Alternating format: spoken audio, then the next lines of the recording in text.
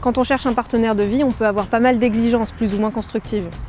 Quelles qu'elles soient, voici les 3 critères fondamentaux que ton partenaire potentiel doit absolument cocher pour construire un amour sain, stable et durable.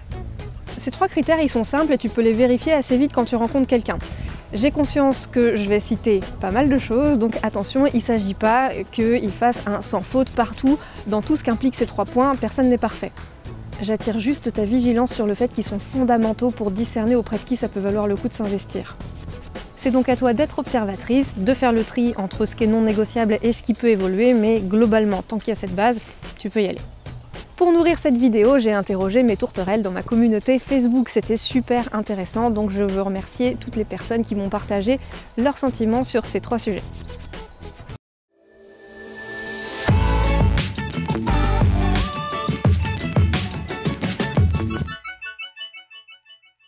Avant de commencer, et je le redirai à la fin de cette vidéo parce que c'est vraiment hyper important, c'est pas le tout de chercher le partenaire idéal, ça demande aussi de l'être. Donc tout ce qu'on va voir là et que tu es en droit de demander, parce qu'en fait c'est quand même la base, assure-toi aussi et avant tout de le donner.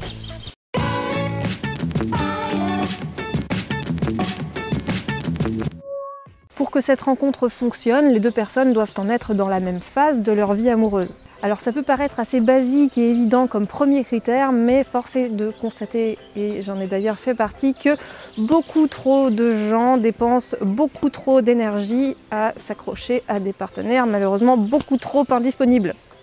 En gros, ça marchera vachement mieux si vous voulez la même chose au même moment. Celui qui te plaît va être absolument génial s'il est en couple, pas encore remis de sa précédente relation ou en saison de batifolage. Le bon mec au mauvais moment, c'est quand même le mauvais mec. Je veux dire, combien de personnes se sont fait balader pendant des mois, voire des années, par quelqu'un de marié qui disait qu'il allait quitter sa femme et qu'on y est encore. Beaucoup de gens en couple auront, malgré une morale en conflit ou pas, tout intérêt à maintenir cette situation. Donc si tu veux passer du bon temps, ok, pourquoi pas, mais sinon, te malmène pas à attendre la matérialisation de promesses qui sont pas sur le point d'être concrètement tenues. Tu mérites mieux que ça quand même. Donc il peut être célibataire et indisponible. Parce que ça va pas dans sa vie, parce qu'il a peur de s'engager, parce qu'il est hyper... Parce qu'il est hyper investi dans un projet, parce qu'il est dans ses certitudes et qu'il trouve qu'être en couple c'est naze. Ce qui la plupart du temps n'est qu'une réaction à un mauvais modèle, puisqu'on peut quand même bien créer les couples qu'on veut. On s'investit pas auprès de quelqu'un juste parce qu'on le trouve génial. On s'investit à la hauteur de ce que lui aussi s'investit. Ce partenaire potentiel est donc prêt à consacrer du temps à la construction d'un amour durable et il le fait.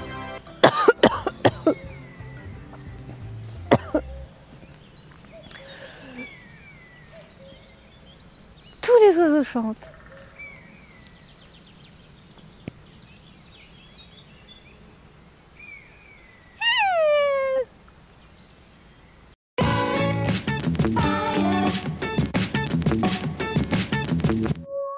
Avant d'atteindre des idéaux en termes de communication, il y a quand même quelques bases à avoir pour que la relation démarre. Même si ça arrive d'être occupé et que personne n'est à notre disposition, le partenaire potentiel répond quand même aux messages dans un délai sain et il n'y a pas toujours besoin de le relancer pour être en contact avec lui. Parce que clairement, si c'est le cas, tu peux passer ton chemin. Les prises de contact sont donc équilibrées de chaque côté. En termes d'équilibre, donc, quand on apprend à se connaître, chacun parle de soi et pose des questions à l'autre.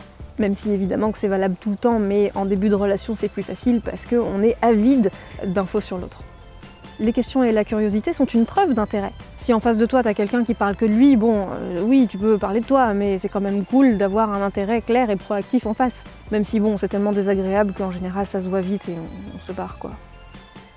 Un élan de séduction n'empêche pas d'être clair sur ses intentions, quitte à un peu couper cet élan-là et être un peu pragmatique. C'est pas la peine de laisser naître un espoir, de négocier quelque chose avec quelqu'un qui te sort des jolies phrases mais qui veut peut-être juste pécho ou se prouver qu'il plaît. Est-ce que je suis encore d'accord avec ce que j'ai écrit il y a 2 semaines? Pas sûr. Quoi que ce partenaire potentiel dise, ce que tu dois absolument vérifier, c'est la cohérence entre la parole et les actes. Cette cohérence, elle en dit très long et elle est beaucoup plus importante que les paroles en elles-mêmes, aussi jolies soient-elles. Alors attention, comme une tourterelle, on a fait l'expérience. Elle avait rendez-vous avec un homme qui au final ne lui plaisait pas, mais lui croyait que si, parce qu'elle était souriante et bavarde. Alors est-ce qu'on peut Faire quelque chose contre ce genre de malentendu quand on est juste soi-même, je suis pas sûre. Mais oh. Il y a plein de manières de communiquer. En fait, on ne peut pas ne pas communiquer. Même un défaut de communication communique quelque chose. Chacun peut être plus à l'aise dans un mode qu'un autre. Du coup, que la communication soit verbale, écrite, gestuelle ou autre, la priorité n'est pas la forme choisie, mais quand même le fait de se comprendre mutuellement. À partir de là, ensuite, chaque fonctionnement se respecte, quelles que soient les préférences. Ce qui est évident pour l'un ne l'est pas forcément pour l'autre. Aussi vaut-il mieux poser un peu trop de questions au nom de cette clarté plutôt que de laisser nos suppositions créer des malentendus. Donc quand on a une question, un doute ou qu'on n'a peut-être pas très bien compris, donc du coup on est en train de prendre mal et tout, on demande. On n'est pas dans la tête l'un de l'autre, on ne peut pas lire dans les pensées et ça sert à rien de jouer au jeu du « si tu m'aimes, je devrais pas avoir à te le dire ». C'est de la merde, c'est stérile, ça marche pas comme ça. Donc on communique ses besoins et ses préférences, on n'a pas à exiger que l'autre les satisfasse, mais bon ça c'est une autre histoire. En tout cas, communiquer mange pas de pain. Les relations amoureuses sont celles où on partage le plus notre intimité. Là où l'affect est le plus fort, là où on est le plus facilement touché ou blessé. On a vite besoin d'apprendre sérieusement à gérer ses émotions, c'est-à-dire à les écouter et à les exprimer. Une fois qu'on commence à prendre conscience de ces mécanismes, et malgré tout ce que je te raconte ça, je me fais avoir par les miens aussi, la communication non violente sera très aidante pour ça. Tu peux t'y intéresser dès maintenant et commencer à la pratiquer, il n'y a pas besoin d'être en couple pour ça.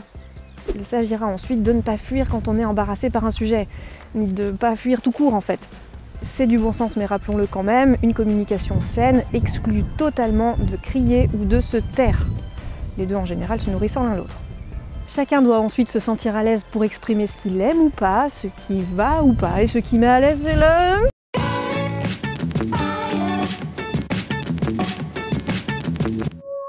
Toutes mes tourterelles ont été unanimes sur la question et voici ce qui est revenu le plus souvent et en premier.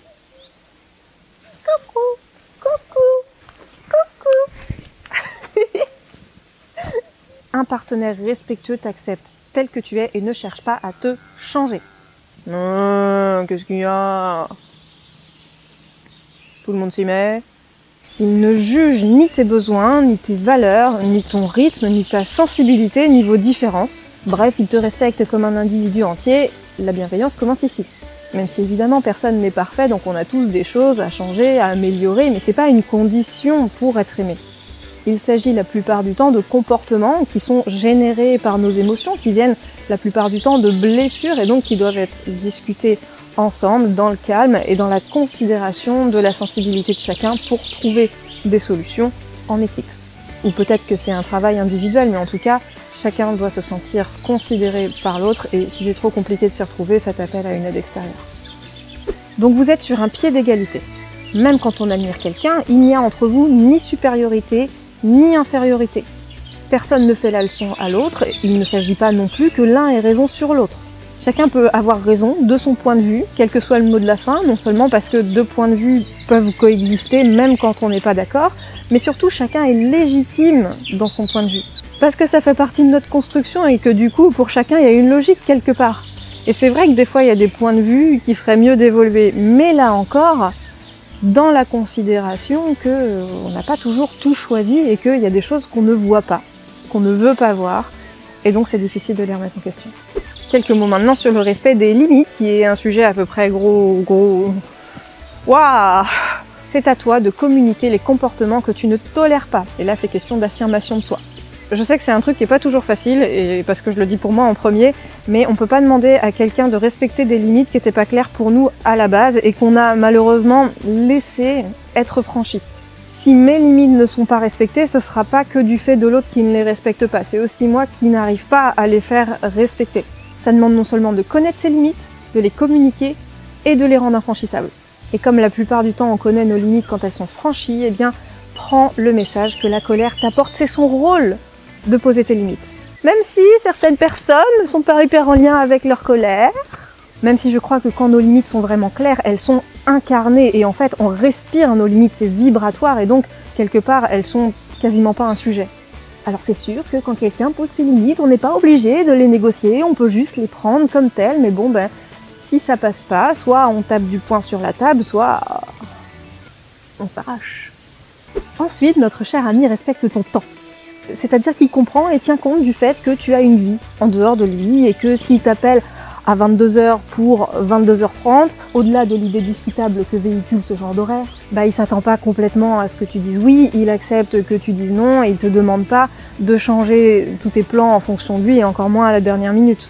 Donc si tu dis oui à ces choses-là, aie conscience du message que ça renvoie, c'est-à-dire qu'il peut continuer, et si ça te va pas, eh bien tu ajustes tes réponses pour les fois suivantes.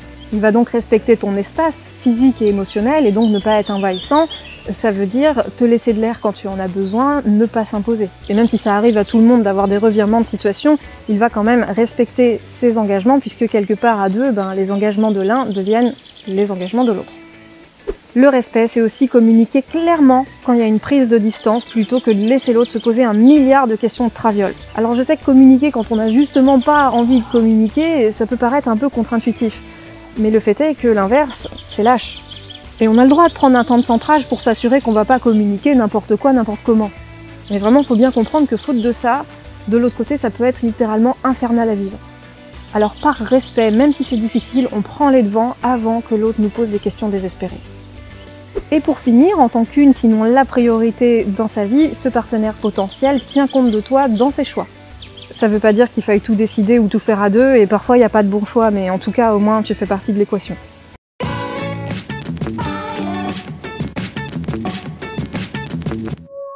Voilà donc pour ces 3 critères fondamentaux et constructifs, c'est-à-dire qui participent à l'épanouissement même dans la relation, pas comme le fait de faire 1m75 ou d'avoir un CDI par exemple. J'espère que cette lecture te donnera le discernement nécessaire pour mieux te situer dans tes relations et terminons cette vidéo sur une note capitale puisque avant de rechercher le partenaire idéal, c'est toujours intéressant d'être le partenaire idéal. Donc tu peux remettre cette vidéo au début et la regarder de ton point de vue pour vérifier que toi, de ton côté, tu incarnes bien ces 3 points capitaux.